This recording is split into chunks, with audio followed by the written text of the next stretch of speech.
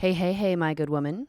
Before Election Day, Samara Bay and I sat down with such optimism, hoping for a new chapter in American history led by a woman at the helm.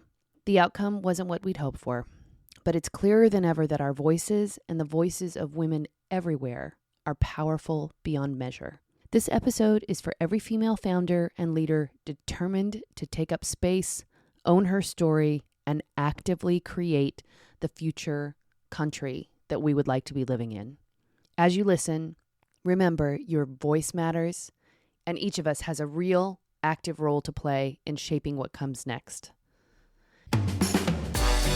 Welcome to the My Good Woman podcast, where we help female founders break past plateaus and get to the next level of business growth by refining their strategy, building systems, and streamlining operations. I'm Dawn Andrews, the founder and CEO of Free Range Thinking Business Strategy Consulting. Join me each week for candid conversations with culture-shifting, glass-ceiling-busting, trailblazing women who are leading impactful enterprises and grab their strategies to help your business reach extraordinary levels of growth. Hello, my gorgeous founders. I'm so excited for you to meet the lovely Samara Bay. She is the woman who is changing how we all think about power, one voice at a time. A sought-after communication coach, speaker, and author of Permission to Speak, Samara helps women step up to the mic, literally and metaphorically, with confidence and authenticity. Whether she's coaching Hollywood actors, political leaders, or powerhouse CEOs, Samara knows how to turn that inner critic into your biggest fan. And in this episode, we're diving deep into how your voice isn't just something you use to give orders. It is your secret weapon for commanding a room, owning your leadership, and shattering glass ceilings. And spoiler alert, sounding like one of the guys isn't the answer. If you're ready to unlock the power of your voice, hang in and let Samara show you how it's done. Welcome to She's That Founder / My Good Woman. In fact, I'm going to give you both of those introductions. Welcome to My Good Woman. So glad to have you. Thank you. Thank you. My pleasure. And welcome to She's That Founder. It's so good to have you. Thank you. I'm thrilled to be here and happy rebrand. So just to reorient you back into this world while you're away, here's what happened on the show. The show's called My Good Woman, except that now it's not. Now it's called She's That Founder. We are in the middle of a rebrand, 68 episodes in, and we're changing it up to make it a little clearer, a little more pointed. It's always been for female founders, but now we're just really running straight at it with the most simple, clear language available that wasn't already trademarked. So that's what's happening. Oh, I love this. I love this, though. I mean, congratulations. And rebrands are no joke. Yes. So How you doing? Did you have a lovely hike? I did. My kid was off from school today, and only his school did this. We don't really. It is a pupil-free day. My kid thought that meant like a holiday called a pupil-free day, and we were like, no, that's what your school called it when they just pick a random day. Anyway, so we went to Fryman Canyon, but then it was like 90 degrees midday by the time we properly did it. So fine. So I was rereading through some passages in your book prior to our conversation, and some of the things I was like, check, check, check. You know, the part that I was getting at was near the end when you're talking about people either having nervousness around using their voice or feeling like they're not enough to use their voice. And then you got to the patriarchy part. I was like, oh yeah, that was in my presentation. That's what I did this week. So I was resonating with our shared message and also with our shared drive. Like, my desire is for women to have 51% of all leadership positions in the world, anywhere, everywhere, at all levels. That's what I want. And I'm totally Veruca salting it. I want it now. And it just changes at the pace that it changes and at the pace that people decide to take it on. So It's such an interesting challenge, right? Like, in what ways do we allow the universe, as they say, to unfold? And at what pace do we go, that's actually not fast enough, and we intervene? And if we're going to intervene, how do we do it in a way that's like not burnout? How do we create the conditions for a sustainable growth yes. of our ideas, of our mission, and of our own life and ambitions and capacity? I had this background as a dialect coach in Hollywood. I like to joke that means I have told a lot of movie stars what to do with their tongues. It is also accurate, although it is not the whole story. What a weird niche position to end up in. And the reality is it meant a lot of quiet sessions with seemingly wildly successful people who, as soon as we got to have a safe space to talk about their voice, their relationship to their voice, it turned out there was a lot there and a lot of insecurity and a lot of, mess. A lot of beautiful mess. And the movie star in question, the summer of 18, happened to be Gal Gadot. And I got to spend a summer with her in Washington, D.C., across the country from my family, my husband and little kid. And it was wonderful, but there was actually the filming that happened in Washington, D.C. before they went off and did the rest of the movie in the UK was outdoor, mostly flying sequences, a lot of stunt work. And so anybody who has any Hollywood experience, you may be putting two and two together. There's like no sounds that come out. In fact, there's often not even a microphone attached to an actor when they're doing that level Hurtling of, through in a space. harness. Yeah. Correct. So I really had nothing to do. And that was also the summer that we were 2 years into our former president's term. And a lot of us were doing a lot of activism. We're trying to just like throw our bodies at, protests here and there, writing postcards. And then all of a sudden that summer, we started seeing those pictures of the kids that were getting separated from their parents at the border and just inundated. And I was suddenly terrified that my activist friends were going to burn out. Now, here we have this midterm coming, this first chance to really change the narrative in our country. And like, did we have it in us? And so I set all that up because when I had downtime, I wasn't just frolicking. I was really got kind of a dark place. And then I got this call from moveon.org. A friend had suggested me, and MoveOn is one of these awesome organizations that finds first-time candidates for office and offers them resources, either in money or training. And here they had all these women who were running for office for the very first time, what ended up becoming the blue wave, but we didn't know that summer. We didn't know if the blue wave was going to crest. Yes. And, MoveOn.org had decided that there was a serious public speaking challenge, that many of these women were absolutely brilliant, but were not translating their brilliance to the micro. And would I pop in pro bono and do this? And, of course I said yes. And the not of course is that it completely changed my life. And I've done very little set work since then. And I had this aha working with those women about what it is that gets in the way when we're trying to translate our brilliance at scale and what it felt like no one was really saying. And so I got it together to pitch this sort of fresh take on public speaking to iHeartRadio for a podcast. And they said yes. And then I pitched it to Penguin Random House and they said yes. And now I am in this completely different space as, a quote unquote thought leader in this fresh take on public speaking, which, by the way, we are seeing play out in beautiful, beautiful ways. Yes. Well, and to call in your book a little bit, the book is Permission to Speak, which is fantastic and a fun read, by the way. Oh, what a delightful thing to say. Thank you. Thank you. I mean, especially, as a woman who's on a microphone and stands up in front of people speaking, all of those things are true. Like all the swirlies happen every time. And over time I've developed ways to manage them. But even stepping up to a book that says Permission to Speak, one would like to think that you're like, what am I talking about? Of course I have permission to speak. And every single woman I know, no matter how seasoned they are, still has that, but do I?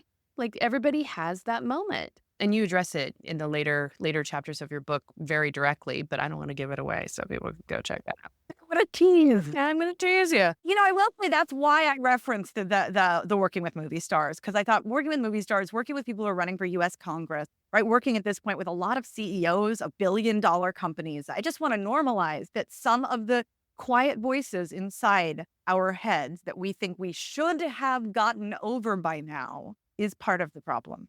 Yep. So what I want to ask you, you shared the female candidates and that some of their brilliance wasn't translating, and you refer to it in the book as the fuck it I'm in moment. The origin story that isn't the plane crashed on the tarmac story. What was your fuck it I'm in moment? Was it that call from MoveOn that really made the difference? The call from MoveOn was what they would call in Hollywood the instigating incident. Yes. I think that led to the scenario in which, but no, I think it was the accumulation of working with these women over that summer. And in fact, I put it in the book as a single moment with a candidate named Emily, who I just saw at the DNC. Yes. And I was like, hey, and we've connected a few times. It's been 6 years now. And she has remained in politics. She won. She's remained in politics. And now she is ascending from a state seat to a national seat. But, it wasn't just her. It was the accumulation. But there was this moment, and I believe it happened with her, where I was like, here's a little context. In that same summer, I had seen this, and I talk about this in chapter 8, this Venn diagram. It's just two circles.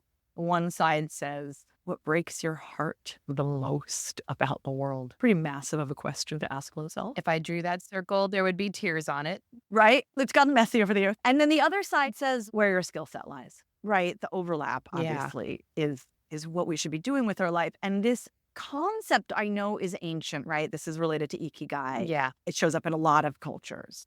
But for me, there was something very specific about this idea of what breaks your heart the most about the world, because I did see this that same summer of 2018. I remember thinking like, oh, good luck. Like, how would I even begin to unearth the most with a capital M, right? Yeah. What would that be? Yeah. Honestly, Dawn, this was the moment. This was my fuck it, I'm in moment. And then I thought, what breaks my heart the most about the world and how your work and my work overlap is that too often the wrong people are in charge. And why?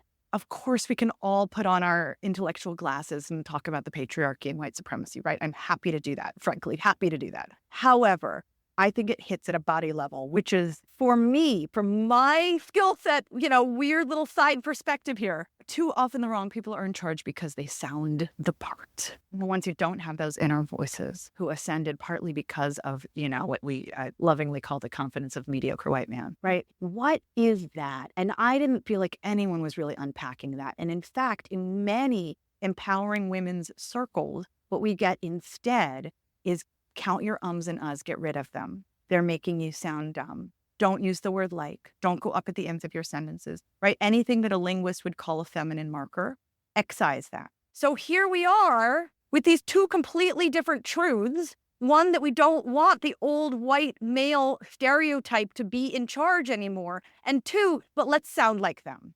Well, and then the game changes too, because then if you're a woman interested in sharing your message, your game becomes cut out the ums and uhs and likes. Like, you've completely left your body and you're not actually delivering your message anymore. You're just trying to make sure that your masculine conversation is intact. Drives me crazy. Well, that's the thing. And that was really my aha. And I thought, like there's a beauty standard. But because the voice is invisible, we don't know how to see it and we don't know how to talk about it. And so we keep upholding the worldview we don't want to live in. And so here I am, and what I'm going to do is call bullshit. And that's truly what led to the podcast and the book and the everything, Yes, love it. Okay, well, let's start talking about that, because what I want to do, okay, you guys, I know that we're getting into the politics of things. I mean, you can't not.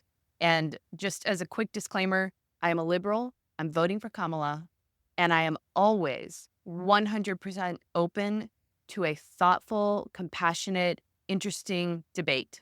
Always. Like, I want to know how you think and feel about things that differs from the way that I think and feel about things. I want to know, and I want to understand where you're coming from. So if that makes you want to listen more, do that. If it makes you want to listen less, do that.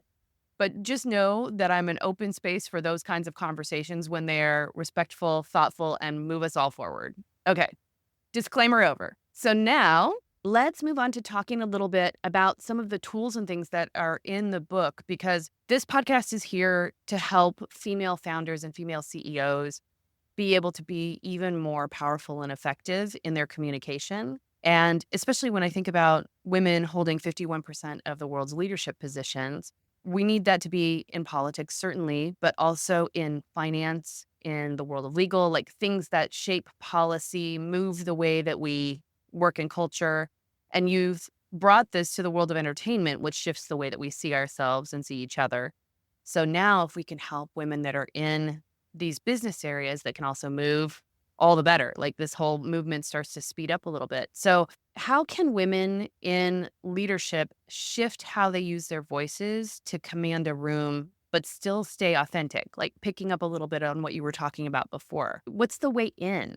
So, and I have been doing this now for a few years as a consultant in much more corporate spaces, not just in entertainment, right? And not just in politics, but really, for better and for worse, this is applicable in pretty much every space. And then, those of you listening, obviously, especially those of you who are founders of small businesses where you are the one setting the cultural tone, right? Then we also get to acknowledge the rooms that we're going in where we have not been the ones to set the cultural tone, and what adjustments need to get made or are on the table to get made, and what we've done in the past to try to accumulate a little bit of power or be unintimidating enough to not, inspire ire. And then we begin to realize, like, okay, so this is actually very, very dependent on the environment. the very first workshop that I ran on this topic before the podcast, when I was still trying to figure it all out, was called How to Use Your Voice to Get What You Want. And, it felt a little bro marketing, frankly. It was sort of a send up of that, because what I was curious about was, do we know what we want? This is historically always challenged for women, right? But do we know what we want out of any given day? Because if we're about to pitch something for a hell of a lot of money to a room full of fill in the blank, it could be really different, the end of that sentence, right? But let's say a bunch of VC investors who don't historically give to women, and they've said yes to you, but you really have to show them that you've got moles. Okay, well, what do you want at the end of that day? Is it more important to you? And no shame in either one of the setups I'm just about to give you, but is it more important to you to get that money from that funder and show them, F you, I'm going to take your money, I'm going to run with it, I'm going to make something, whether it's exactly as I described it to you or not, you're going to be part of the solution. Get that money at all cost. Or are you looking for like a serious values aligned partner, and what you want to feel at the end of the day is in total integrity with yourself? And seriously, no shame either way, because we've all gone through phases or moments where we want one or the other. Sometimes I put it, sometimes we want the thing and sometimes we want the feeling. And wouldn't it be delightful if we could get both? And the answer is, of course, yes, sometimes, right? I don't want to create a binary scenario, but if they feel like they're at odds, we can either get the thing or we can get the feeling. Then it's really hard to not self-recriminate. So I like to just lovingly set that up. But we might speak differently in that pitch based on what we want. Yes. And my dream, of course, is that we can get the thing we want and the feeling at the same time, and that we can even undo some of that sense of a binary that, we might have to pick and choose,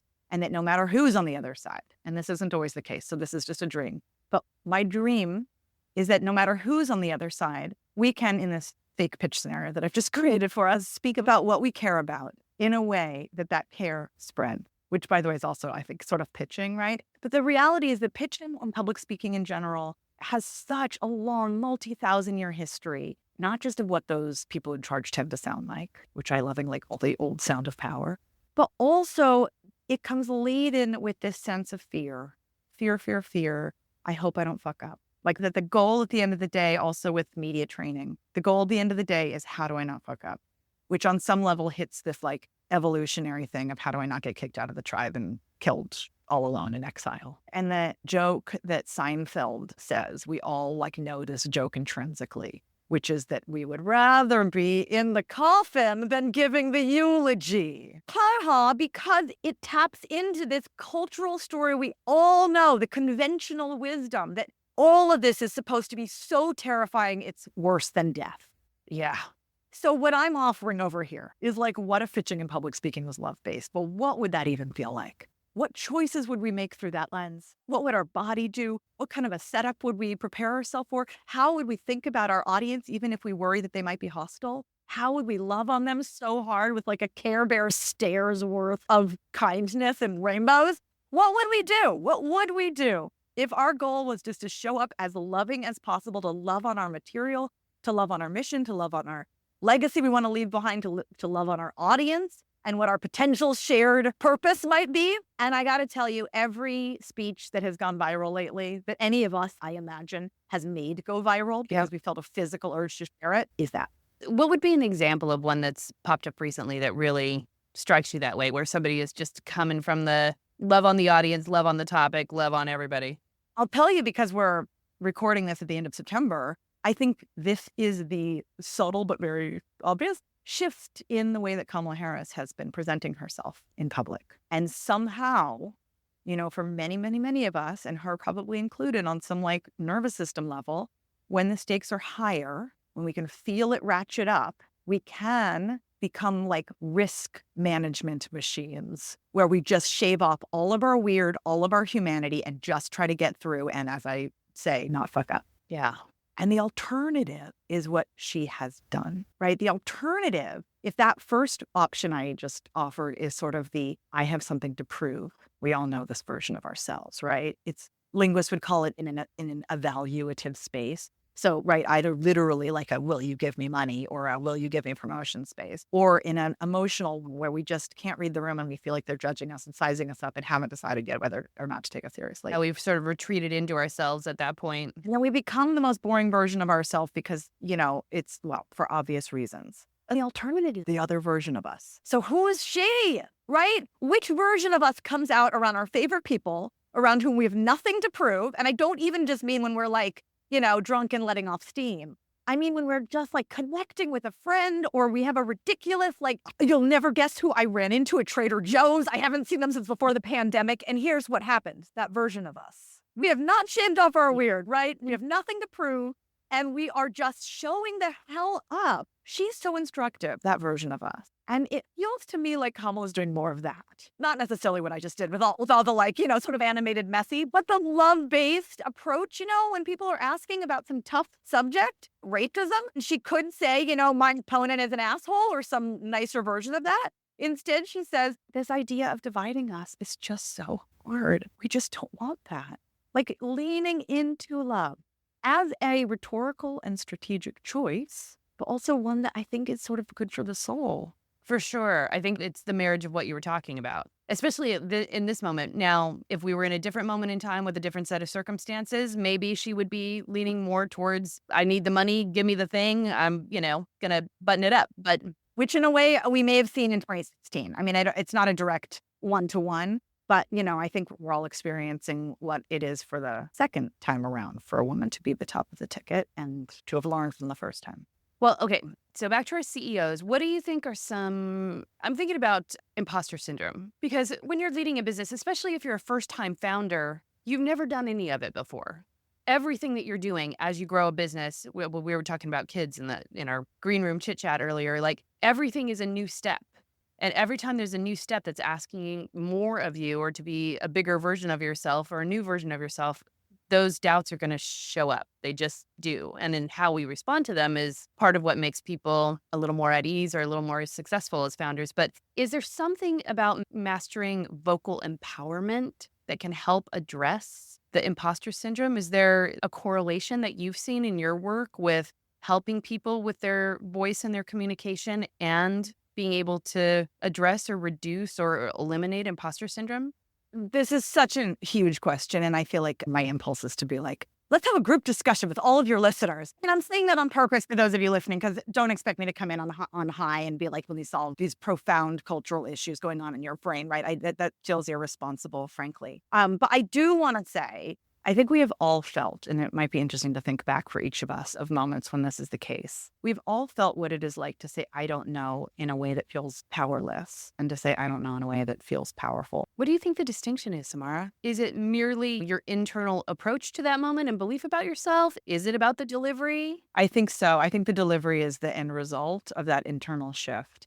I think, for all of us here, part of the secret, and we know this, is advisors, right? But when we don't know, when we're at a new moment, we might have that impulse that society has told us to have of like muscle through, pretend, seem competent when you have legit questions, because no one wants to hear you have questions. You'll seem weak. And then, and part of the reason you're here listening in on this, right, is and then you begin collecting your people who are allies, peers, or advisors, mentors, even mentees, right? Sometimes we learn from mentees, either because they're teaching us something new or because we discover through teaching them that we know more than we think we do. And continually linking back in to those folks who love us, around whom we have nothing to prove. Hopefully, we get to discover the version of us that says, I don't know. That comes from a place of power, because what we're saying is, I diagnose a blind spot. How delightful, how useful, right? We know that there's an element of curiosity that can take us out of powerless and into powerful. Whoa, I found a new one. And of course, I don't mean to be like an idiot. Of course, it's also laden with like, if I mess it up,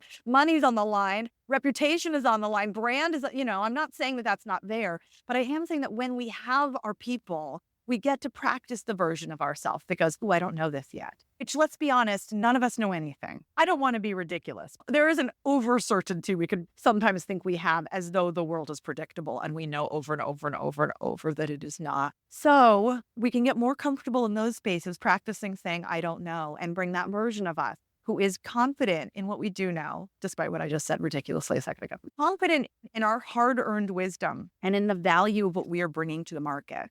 Yeah, well, and owning the capacity to figure it out or find a way. 100%. And so much of that comes from staying in this powerful versus powerless, staying in this powerful mode. And I think part of my work that overlaps with this conversation is, what does power actually mean to us? There's all these studies that say that women don't feel comfortable using the word power. Maybe we'll sub it in for the word influence instead, blah, blah, blah, blah, blah, blah, right? On some level, just semantics, use whatever word feels good, right? This is my theater training in the background. Yeah. It's like if a word makes your body come alive, use it. Great. But in another way, I think it is useful to go, is yours, mine, definition of words like power and strength accidentally masculine coded because of the stories we've received? And is there some shift we can make in what archetype we're holding on to so that when we say those words, we think of a version of power or strength we would actually admire, we would actually want to embody? Who's your version? Do you have a version? I collect them all the time. Yeah. Who's in the stable? One that comes to mind is Esther Perel. If anybody doesn't know who she is, she's pretty famous. So you probably know who she is, those of you listening. But, she writes, speaks, does work around eroticism. But the subject matter is not even the point, although it's relevant because it's the kind of subject matter that could be relegated to discomfort or to lady things. And instead, she keeps it very front and center as a completely legit subject, which she should. But also, English is her second language. She's on the older end. She's a woman. There's all kinds of reasons why she could present a sort of apologetic version of herself. And the topic, I think, fits into that is that she doesn't, and there's a mischief. There's a twinkle behind the eyes. There's a, we're going to be real. She also has so many years of experience as a psychiatrist, actually working with clients as a therapist, that she, talk about that sort of felt sense of knowing. It's like, here's what tends to come up. I find that I can do that now too. I couldn't do that when I first made this pivot, right? I had 5 clients under my belt in this new realm that isn't about accent, but is about these larger things. And I'd be like, maybe this is relevant for you. I don't know. I discovered this once, but it's not, then fine. Maybe it'll be relevant for your friend. So much of a disclaimer up top, which of course for any of us, and you listening who may resonate with that, it comes from such a well-intentioned place, right? It's like we don't want to be non-consensual, telling people how they're thinking. But the more I've coached people at this point, thousands with the workshops and everything, I've noticed I'm much more comfortable saying, this is what tends to come up when we think about this. It's a lovely confidence. So anyway, she's an example for sure for me. I love it. I just want to give people some touch points to be able to turn this from a single dot into a diamond, if you will. Well, and also let me turn this back into a tip or trick for those of you listening. Yes, bring it. Begin to collect these for yourself. I call them examples of the new sound of power, which is inevitably varied, right? If the old sound was all about this single standard, the new sound is inevitably lots of ways. Oh, Amy Poehler's on my list. Amy Poehler. I mean, obviously, so many people in politics, in the arts, in activism, in music. I'm just going to throw out there, Taylor Swift. Yes, for sure. The idea that somebody could show up with their words, their tone of their voice, their body language, their style in public and sound perhaps perky, perhaps playful, perhaps silly, perhaps sweary, perhaps informal, perhaps soft-spoken, gentle, loving, humanist, and still be authoritative is the type of undoing of the old stories that I think we are ripe for. One of my, and there's another example that first came to me and was part of the early thought process in what I was really doing here. I saw this old TED Talk with Jane Goodall, who of course spent time with the apes and is a PhD, right? She's a doctor. But she doesn't show up like one, or she doesn't show up like the stereotype of somebody who has to say, I'm the expert, so take me seriously. And I grew up in a household with a dad who's an astrophysicist. So I'm actually very familiar with what scientists do to maintain their credibility, a word that is a big deal for the science community. And I thought, wow, Jane Goodall is putting no energy into maintaining her credibility. And yet here she is with a real earned sense of power. And it really began to undo for me what these hard, controlling kind of energies we have around stuff like you have to count your ums and ahs. What have you noticed with the clients that you've worked with in this more activist or political space now, in the, I guess, more traditional leadership roles as opposed to creatives, in working with them on their voice and their communication? Does the process of their thinking and the ownership that they take of their voice just naturally change over time? Are you working on the outside and then it changes the inside, or are you working on the inside and it changes the outside, or yes, both? How does the process unfold? And the things that I'm making comparisons to are, I'm training for a marathon right now, and there's obviously the very external necessities that are happening in order to be able to show up, but it is 100% a mental game to run that long. I've already done one before, so I'm familiar with how a person goes through so many iterations of themselves over the course of the time that you're on that run. So how does it look when you're working with a client? Like, what have you noticed so far with the volume of people that you've worked with? So much inside out. For example, I just used that little aside of counting your ums. I say that because it's one of those easy indicators of if you're in a space that doesn't really get what we're doing here, that's just trying to kind of match the standard, do what you can, chase it, chase that standard. You've got it. You're close enough, which is in a difficult environment for any of us to discover our joy inside of public speaking and present our love and care in a way that makes it spread. Just there.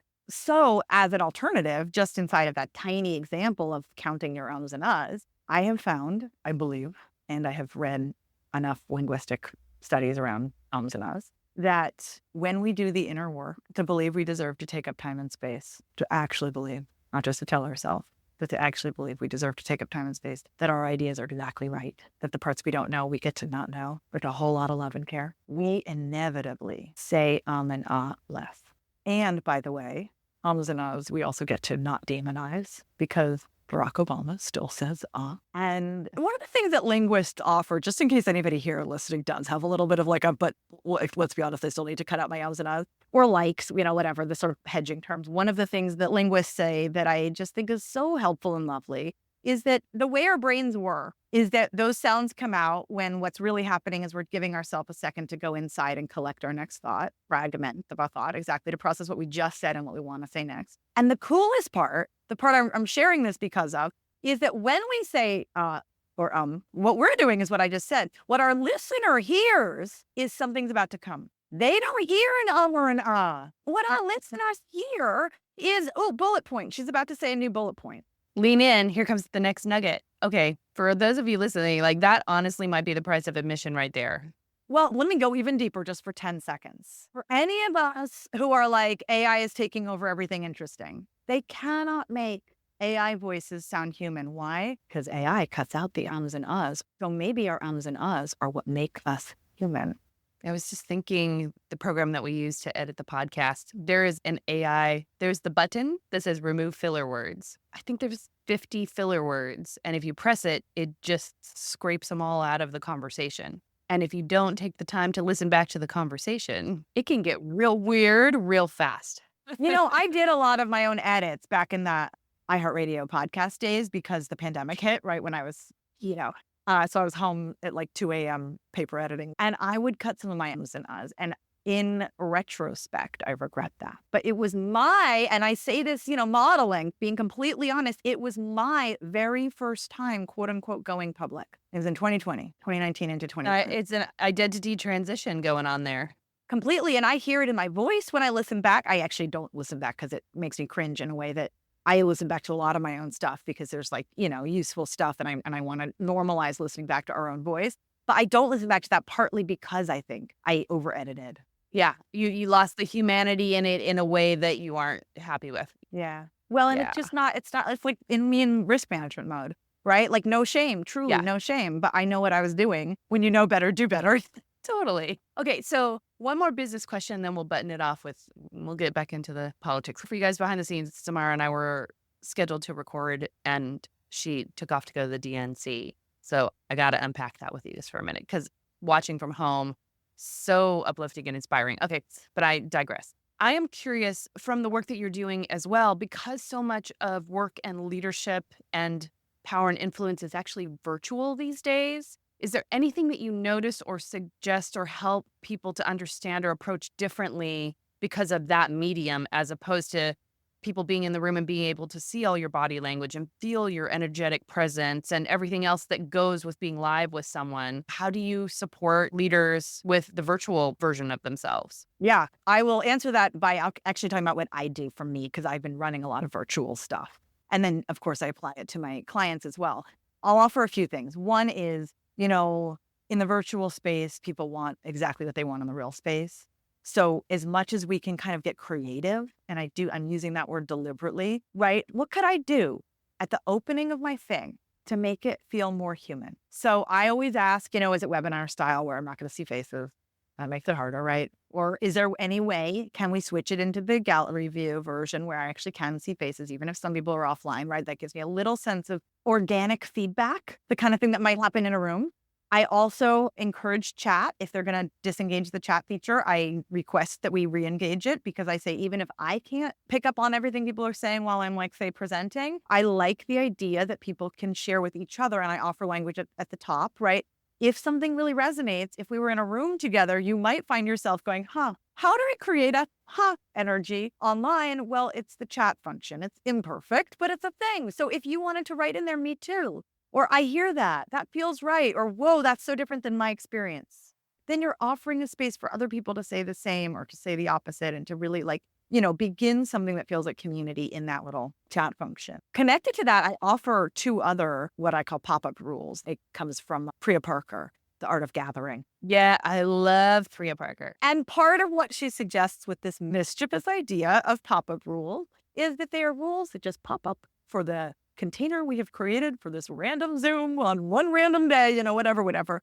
And they end, and then, I offer this to all of you listening. What would you do to both make people feel welcome and know what kind of a space it is? It's like the equivalent of telling people in advance on business casual. Like, it's a way of just saying, this is the norms of this space. And then also tell people how you want them to behave in this space. So I would like you to use the chat, right? It's different than, I don't know, whatever the organizers decide, right? Like, of course, that's fine. We're abdicating some element of leadership. Yes. Well, and you're also leaving your people hanging. They would like to know how to behave as well. That's right. No one likes a chill host. Yeah. Being a chill host, oh, whatever. Oh my God. I'm just all about freedom. Like, let people do what they want. But in reality, a chill host. And what I want to do is just turn my camera off and hit bye-bye. Right. Because Zoom is great. I'm glad that we have that opportunity and that it's an option, but I don't think given the option of being in community or being at home in your office by yourself, shouting into a microphone, people would rather be like shouting in somebody's face with a cocktail. So yes. So the pop-up rules is my sort of mischievous offer, right? I actually have 3, and I share them every time. And I sometimes think about cutting it, and then I don't. It's like it's my dare to myself. Number 1 is chat is encouraged. In real life, I just say your sounds are encouraged, right? Talk, laugh, whisper to your neighbor, ask a question, whatever. Sounds are encouraged, chat is encouraged. Number 2, bring mischief in. And I unpack the word mischief in that it has an element of rule breaking and which rules don't actually apply to us and have become outdated. And then number 3, justice is the goal.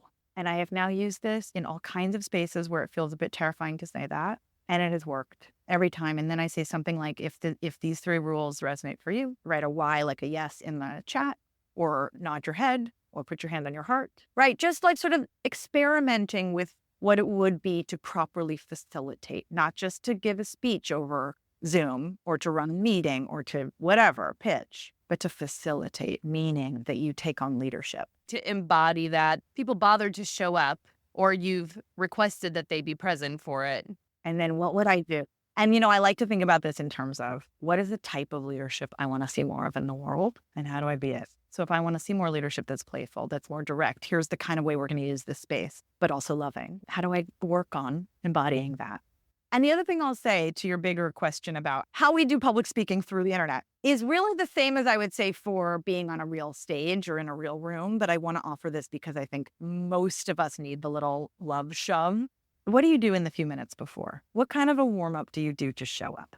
And so for me, this is a body thing, right? Literally loosening up my spine. I like to remind myself and everyone I know that we have a lot of body wisdom. It's up to us whether we bring it in or not. There's a breath element and, maybe trilling your lips, but I just don't want you to think this is like a theater person thing. The other parts that I think are essential to a warm up, and it can happen in 2 minutes flat, is noticing any stories in your head that are not going to help. This is where we might notice I'm always bad at this. This is not going to go well. Or is that a voice in my head that's trying to keep me safe? Bless. Thank you. Thank you for trying to keep me safe. I'm on to bigger things. And then the other part, if there's sort of 4 parts, and there's the body, and there's the breath, and then there's the stories in our head. The final part, and if you have time for absolutely nothing else, I offer this, and it comes straight from psychology. There is this idea of priming ourselves for power. In this case, I mean the type of power, right? It sort of codes for agency. What we choose to think about in the final moments before we press play, before we go on, before we walk on, matters. MRI scans will show that, a different chemical response is triggered by our thoughts. And it's too easy for us to unintentionally think about the worst case scenario rather than to intentionally, here's the really good one for priming ourselves for power, collect in advance so you have one at the ready. A moment when someone you admire really admired you back. Maybe it was just a text, maybe it was a hug, maybe it was an email, maybe you just heard it through the grapevine, but some moment where you felt like your contribution really fucking mattered. Leave that memory in with your body so that your body is allowed to re-feel, damn, I'm such a badass. And then that version of you is invited into the next space. Love it. I love it. It's also one of those things that's like, that's a revolution. It's like you take those 2 minutes for yourself or not, right? There's a whole lot of talk in this era about self-care. I offer that 2 minutes to make your body and your spirit and your voice and your mind step into that room the way you want. Profound self-care for the long term, for the legacy you want to leave behind. Love it. Thank you for that. Okay, we've got a few more minutes. 2 more things I want to do. Love to unpack your DNC experience through the lens of what you do. And you've shared a little bit of this in your socials and stuff too, so people can find you and see some of the things that you shared afterwards. But through the lens of what you do, what were some of the things that you noticed? I can't remember which night you were there. Were you there the Kerry Washington pink night? Hell yeah, I was there all but the first night when I hadn't flown in yet. So I got them all. So I can join you in this conversation if we talk about the Kerry Washington pink night, which I think was night 3. Yeah, I'm going to say 2 things. Me processing the experience. One was I was in real tears a lot of the nights, like a lot of the nights. One reason was just the feeling of the moment we're in, the enormity of it and the group experience of it. But the other was, and I'm admitting this, even though it feels a bit silly, but I'm admitting it vulnerably to those of you listening, because I really felt like it was my book in action. Without knowing it, I wrote the playbook for this moment, and we're seeing it. We're seeing it work, and we're seeing it move people. It's a huge thing for me, and obviously a quite personal experience. But the other thing I wanted to say is I didn't know the logistics of the DNC or the RNC. I knew that the way to go to conventions is to be a delegate, and I wasn't totally sure what was on the other side of that or, right? Volunteers got a free ticket. Union members, people who the White House or the administration just generally want to thank. Affiliated in some way, yes. Do good. Exactly. So, the day that Kamala became the head of the ticket, I totally looked this up. Like, how do people go to the DMC? One of the things that really struck me once I was actually there with a credential, thanks to a friend of a friend, it was that kind of a situation. I was like, this is not ticketed, meaning no one can buy their way in for a reason. We really are the community. We are the people. We are, of course, a lot of Chicagoans, but also just a lot of people who have decided that being a part of the democratic experience, not even just the Democratic Party, but the democracy experience matters. And then once we're there, we actually have a job, which is like not just for the TV screens, but sort of for the TV screen.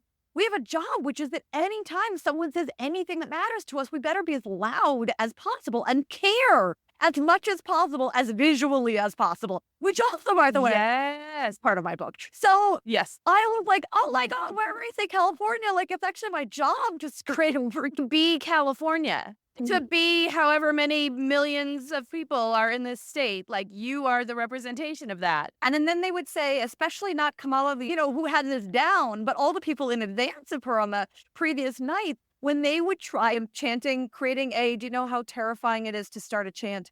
No one joins. So, Of course, the people tried some version of when we fight, we win. I see what you're doing. Okay, fine. People already know that one, but some people started other ones. I'm going to join it. I'm going to give permission to the other people around me to do right. So there was this really delightful sense of the actual audience responsibility.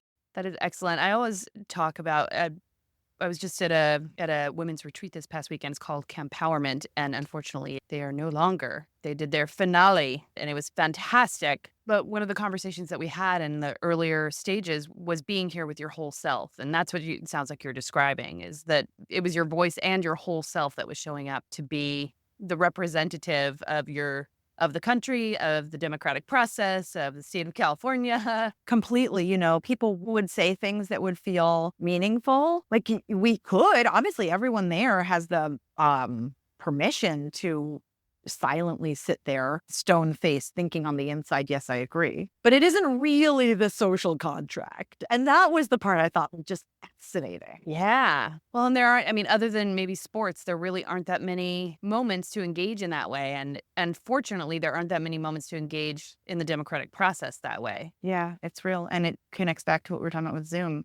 Yeah. Right? There's just such magic being in a real space. And we all learned that if we didn't know it during the pandemic. For sure. And now what do we do when we're in real spaces to really take advantage of that, right?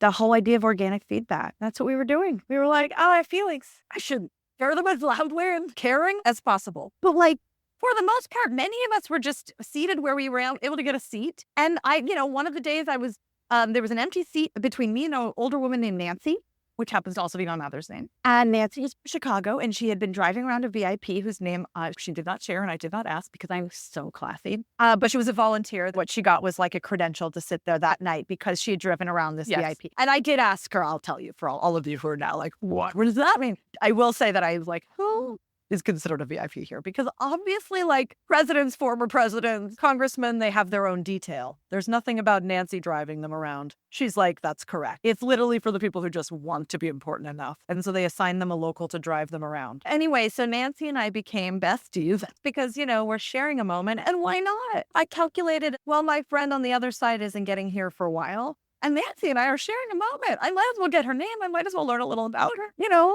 Yes. Nancy and me. All the things. Forever friends. Go, Nancy.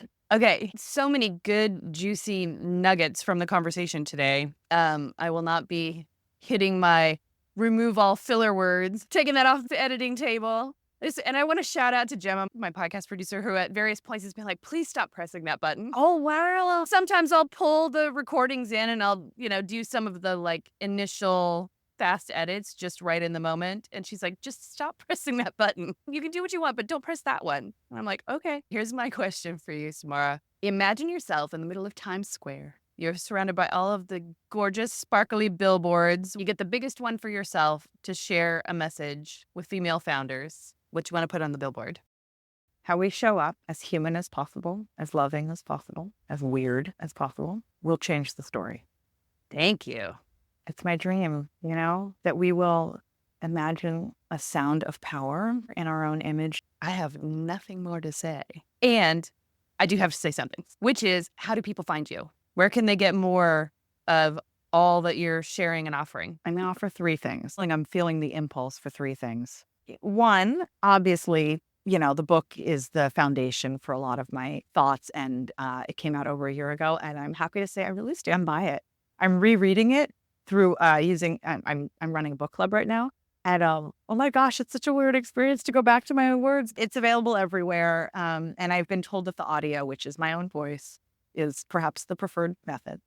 2, I do a weekly Substack. And it has been a real opportunity to, of course, talk about things like unpacking the DNC, but also my thoughts on self-promotion, my thoughts on a lot of things that didn't make it into the book, because I've just evolved my thoughts. We hope that we continue to grow. And the third thing is, if you want to work with me or connect with me for any reason, if you're an Instagram person, feel free. It's just my name, Samara Bay. But also LinkedIn is great. And I work with leaders whose current speaking style means missed opportunity after missed opportunity. And we're not doing that anymore.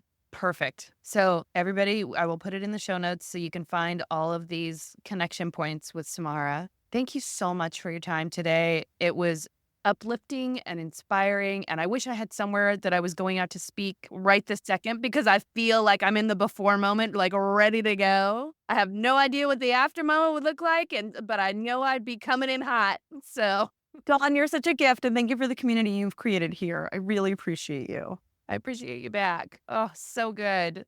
And that's a wrap on today's episode, my fabulous female leaders. I hope you're just as excited as I am about what's coming next with She's That Founder. The journey we've been on together has been incredible, and I know the next phase is going to take things to a whole new level. Remember, this break is just a pause, not a goodbye. While we gear up for She's That Founder, don't forget to join the mailing list at dawnandrews.com/mailing list so you'll be the first to know when we're back. You'll get all the exclusive sneak peeks, bonuses, and behind-the-scenes magic along the way.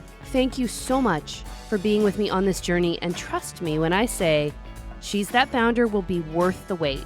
Until then, keep building, keep leading, keep the momentum going, and I'll see you on the other side, ready to conquer those next-level challenges together. See you soon.